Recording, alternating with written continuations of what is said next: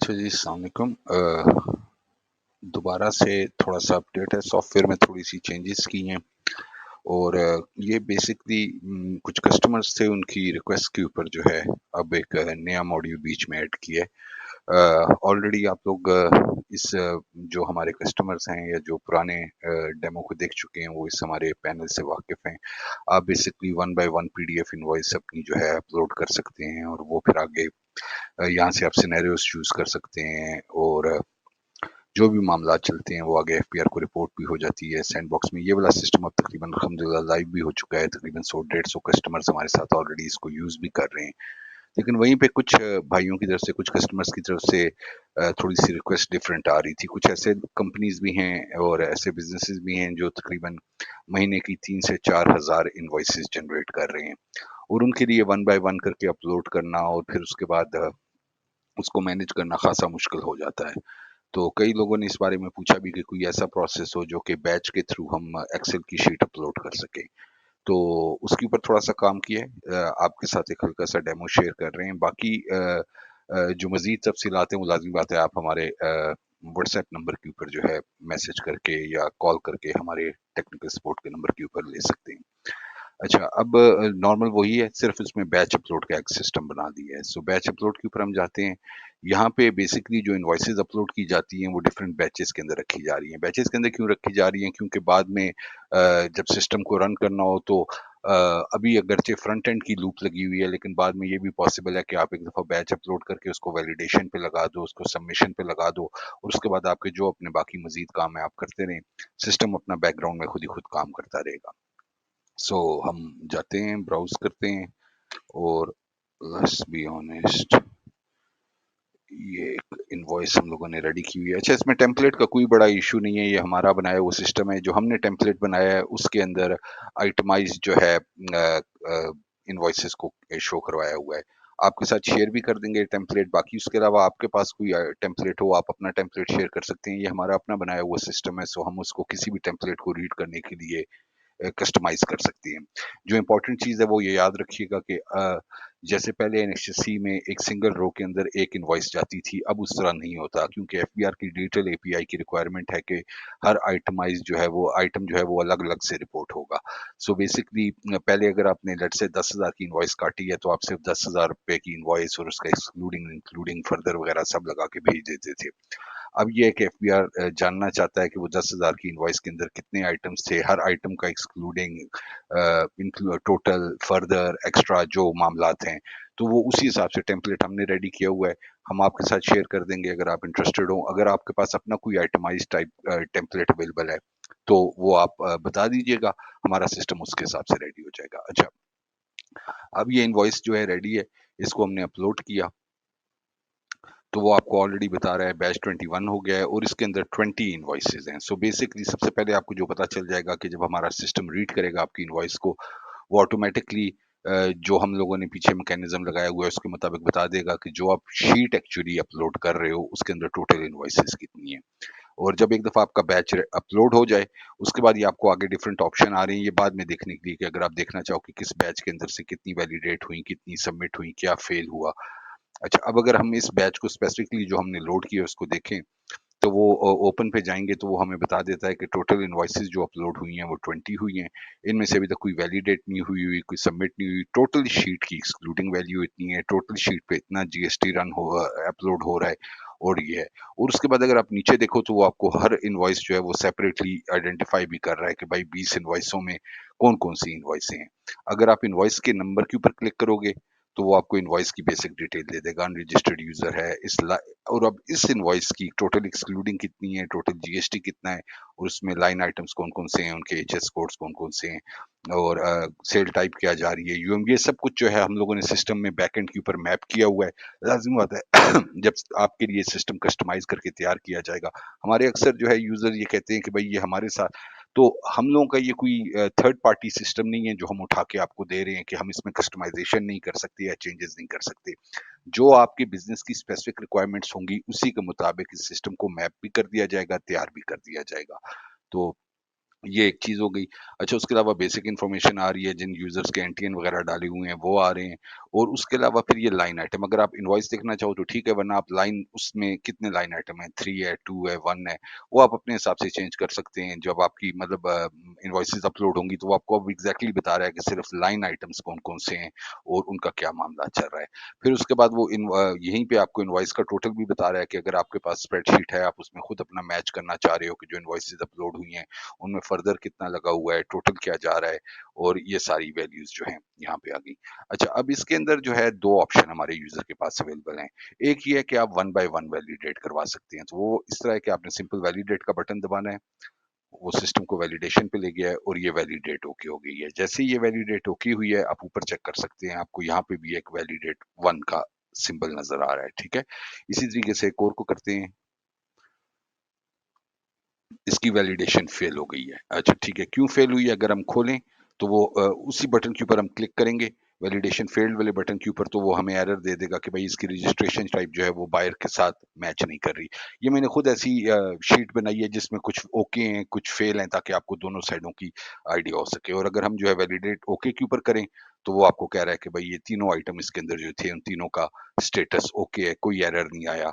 और ये proper validation successful हो चुकी है। ये बेसिकली मैसेजेस सारे जो एफबीआर की डिजिटल एपीआई से आ रहे हैं, वो मैं यहाँ पे शो करवा रहे हैं हम लोग। अच्छा, अब उसके बाद जो है 2 कर लिया, अब हम जो इसकी असली कमाल है उसकी तरफ जाना चाह रहे हैं, वो ये है कि ये देख सकते हैं आप एक वैलिडेशन फेल का भी एरर आ रहा है और एक वैलिडेट क्योंकि हमने एक ओके करवा दी, एक ये करवा दी।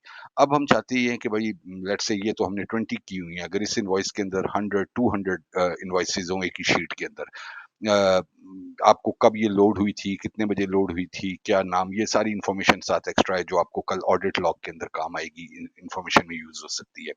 अच्छा अब अगर मैं वैलिडेट ऑल का बैच प्रोसेसिंग लगा दूँ, तो उस सूरत में ये देखिए उसने मुझे बता दिया कि भई 19 इनवॉइसें पीछे हैं जो वैलिडेट हो गई है उसको दोबारा वैलिडेट नहीं करवाएगा। जो वैलिडेशन फेल हो गई है उसको काउंट करेगा, कितना टाइम लगेगा, क्या वो आपसे पूछ रहा है और साथ ही आपको कह रहा है कि प्लीज़ अपना इंटरनेट कनेक्शन इस दौरान जो है एक्टिव रखिएगा। कि ये नहीं कि आप वैलिडेशन बैच की लगा के उसके बाद सिस्टम को डिस्कनेक्ट कर दें तो लाज़िम बात है फिर बैच फेल हो जाएगा। तो ये करने के बाद आपने ओके कर दिया और अब उसने खुद ही खुद जो है सारी वैलिडेटिंग पे लेके जा रहा है और साथ ही नंबर 2 भी अगर आप स्क्रीन पे देखते रहेंगे तो कुछ देर बाद क्योंकि ये हम लोगों ने इंटरनल टाइमर लगाया हुआ है एफबीआर की एपीआई को इतना ज़्यादा ऊपर-नीचे कॉल भी नहीं किया जा सकता कि वो फ्लैग हो जाए। तो वो खुद ही खुद चेक करता जा रहा है और जो वैलिडेट हो रही है उसको ओके कर देगा, जो फेल हो रही है उसको फेल करने लग जाएगा। तो अभी आप ये देख रहे हो मैं कुछ भी नहीं कर रहा, ये खुद ही खुद सिस्टम जो है इस वक़्त बेसिकली अपने टाइमर के ऊपर रन कर रहा है और एक-एक कर रहा है। तो इस इनवॉइस के अंदर से हो सकता है कि 5-7 जो हैं वो वैलिड हो जाएँ, बाकी सारी फेल हो जाएँ। जिस हिसाब से हमने की हुई देखिए एक और वैलिड हो गई है। अच्छा, जो वैलिड होती जा रही है उसकी वैलिडेट का ऑप्शन गायब होता जा रहा है, क्योंकि उसको दोबारा वैलिडेट करवाने की ज़रूरत नहीं है। जो नॉट वैलिड आ रही है उस पे आपको वैलिडेट का ऑप्शन अवेलेबल है कि किसी वजह से प्रोसेसिंग नहीं हो सकी या कोई और इश्यू हुआ, वो देखिए। और इसी दौरान आप ये भी देख सकते हैं कि ऊपर जो है वो आहिस्ता-आहिस्ता जब ये पूरा प्रोग्राम रन हो जाएगा तो ये बैच ऊपर का पूरा अपडेट हो जाएगा।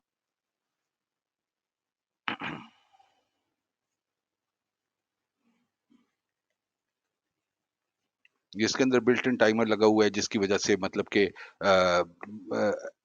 एफबीआर की डिजिटल एपीआई को ये नहीं कि एकदम ही मतलब कि 20 या 25 इनवॉइसों की वैलिडेशन के साथ बम्बार्ड कर दिया जाए। लाज़िमी बात है एफबीआर वालों ने फिर वो आईपी भी ब्लैकलिस्ट कर देनी और ये एक्सपेक्टेड भी नहीं है ना कि एकदम ही जो है 25 इनवॉइसें एक ही सेकंड में उनके पास आ जाएँ वैलिडेशन के लिए। तो वो खुद ही खुद जो है थोड़ा-सा टाइम लगा हुआ है इस पे कर रहा है लेकिन नॉर्मली हम लोगों ने अपने पास रन करके देखा है, तकरीबन 100 इनवॉइसेज़ जो हैं वो साढ़े 4-5 मिनट के अंदर हम लोग वैलिडेट करवा लेते हैं। सो पहले की निस्बत मतलब कि अगर देखा जाए तो बैच प्रोसेसिंग में इससे ज़्यादा और आपको क्या चाहिए कि आप जो है मतलब कि आप 15-20 मिनटों में अपनी 100 की 100 इनवॉइसेस वैलिडेट करवा लें और उसके बाद फिर आगे सबमिशन का जो प्रोसेस है वो भी आपको दिखा देंगे।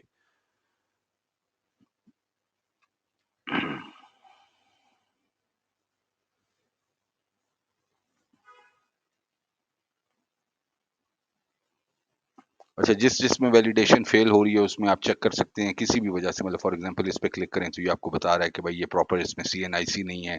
जो भी एरर होगा, जिस वजह से क्योंकि डिफरेंट एरर्स लगा के जो डेमो का डेटा है हम लोग वो चेक करते जा रहे हैं साथ-साथ कि भाई वैलिडेशन ओके हो, फ़ेल हो, कहाँ पे क्या गड़बड़ हो रही है। तो ये सारा का सारा बैच आपके सामने रन हो रहा है। 2-3 रह गई हैं आखिरी।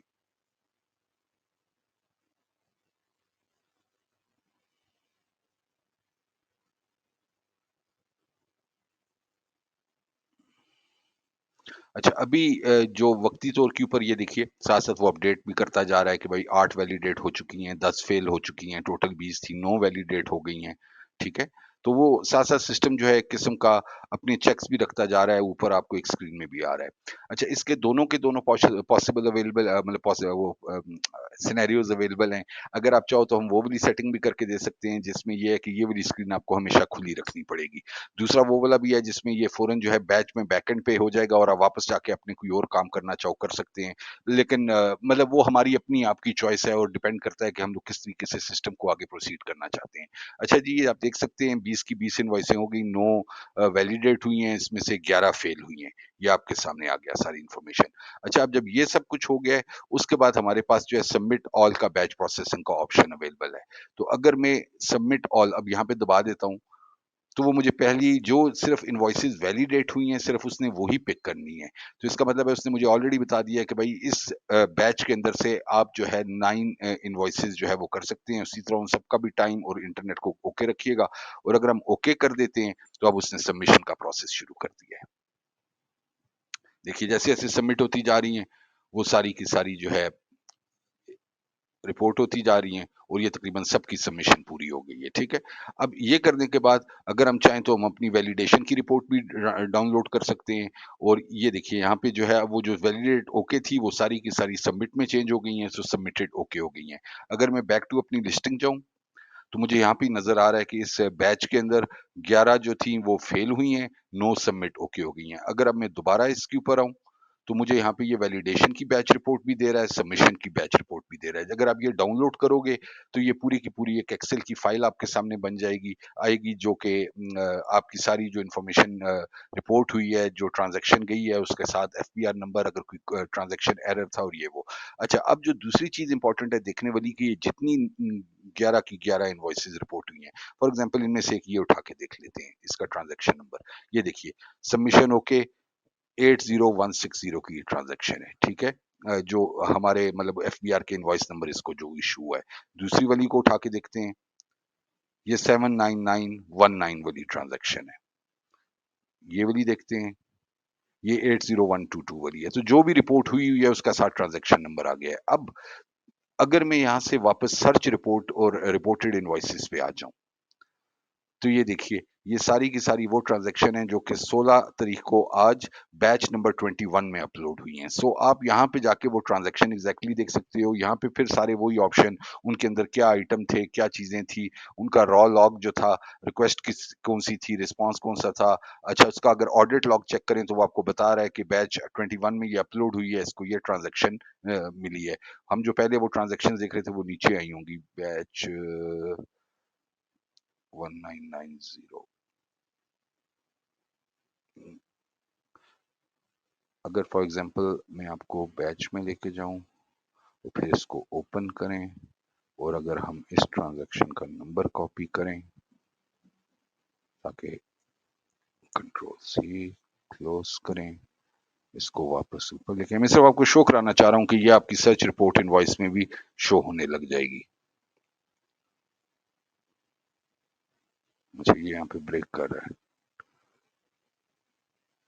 लेकिन ये ट्रांजैक्शंस जो हैं 19 की 19 यहाँ पे वापस से दोबारा बैच 21 कहाँ से हमारा शुरू हुआ है, ये 80160 ये वाली ट्रांजैक्शन है वो टेस्ट ट्रेडर के नाम 9919 वाली ये है। तो वो जैसे जैसे रिपोर्ट होके आई है ये बैच 21 में जो अभी हमने 1 2 3 और ये सारी की सारी ट्रांजैक्शंस यहाँ पे शो हो रही हैं। सो इस तरीके से आप बैच के थ्रू अपलोड भी कर सकते हैं, डाउनलोड भी कर सकते हैं। अच्छा, जिसके अंदर अगर हम फॉर एग्जांपल एक बैच और लोड करते हैं, इनवॉइस अंडरस्कोर टेम्पलेट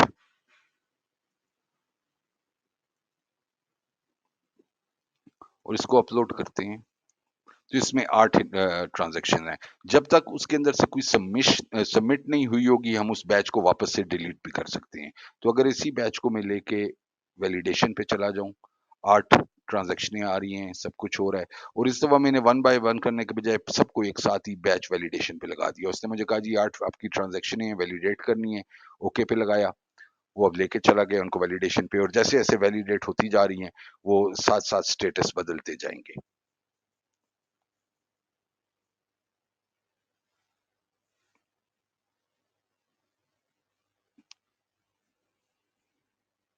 फिर से वही वैलिडेशन का बैच शुरू हो चुका है।